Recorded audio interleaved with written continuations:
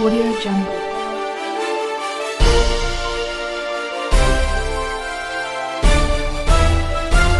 Audio Jungle.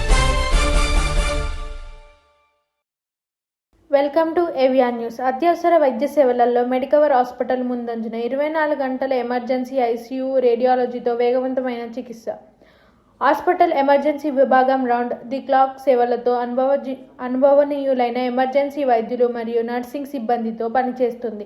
Trauma, గుండెపోటు, stroke, శ్వాసకోశ సమస్యల వంటి అత్యవసర కేసులను సమర్థంగా నిర్వహించేందుకు ప్రత్యేక ట్రాజిక్ విభాగాలను అమలు చేస్తున్నారు.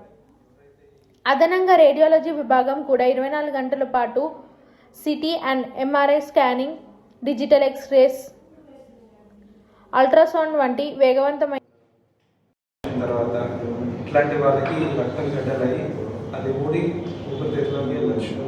సో ఇట్లాంటి పేషెంట్లు వచ్చినప్పుడు మనం ఎట్లా గుర్తిస్తామంటే వాళ్ళకి మనం పల్స్ ఆక్సిమీటర్ పెట్టుకుంటాం, దాంట్లో ఆక్సిజన్ శాతం తక్కువ రావడం.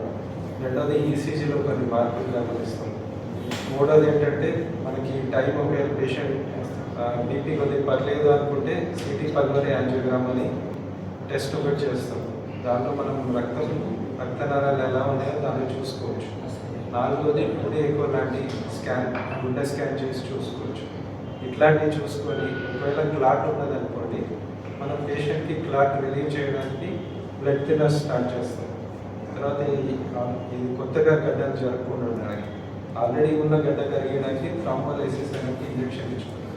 మనం ఏదైతే మెదడులో స్ట్రోక్కి, గుండెపోటుకి ఎట్లయితే గడ్డ కరగడానికి ఇంజెక్షన్ పెడతామో అట్లనే దీనికి కూడా థ్రాంబోలైసిస్ అనే ఆప్షన్ ఉంటుంది.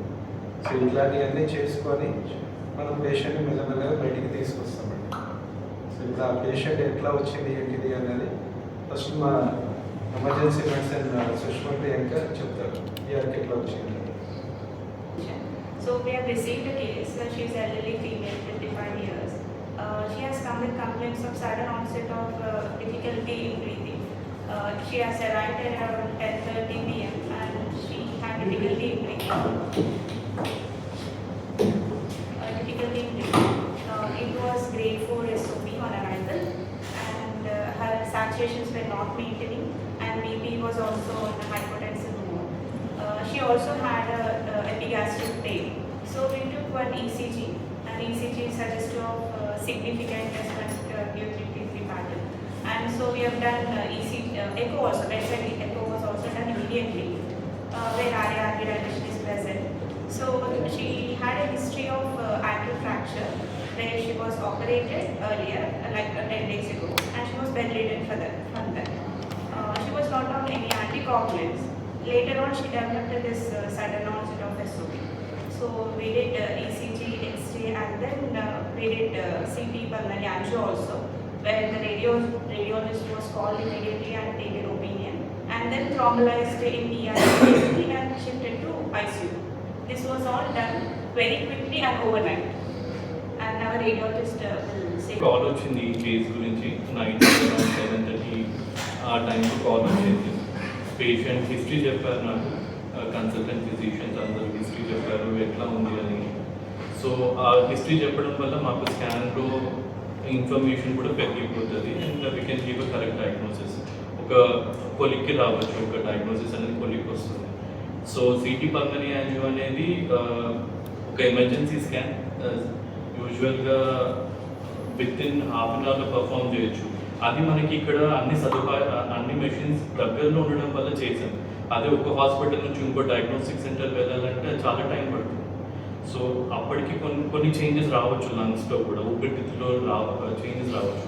సో మనకి ఇక్కడ అందుబాటులో ఉండడం వల్ల త్వరగా స్కాన్ అయిపోయింది. స్కాన్లో కూడా మనకి ఊపిరితిత్తులకి వెళ్ళే రక్తం సరఫరా అంతా గడ్డకట్టిపోయింది. ప్రతి ఒక్క ఊపిరితిత్తుల్లో ఉండే రక్తనాళాలు గడ్డకట్టిపోయినాయి. కొంచెం మిగిలించి మీకంతా గడ్డకట్టిపోయింది అనమాట. సో అది నేను ఈ కార్యక్రమంలో Lakshmi Deepak consultancy critical care, Shalini consultancy critical care, Dinesh consultancy emergency medicine, Priyanka consultancy emergency medicine, Sushant consultancy ఇంట్రా రెనోవేషనల్, radiologist Anitha medical head, Namrata centre head పాల్గొన్నారు.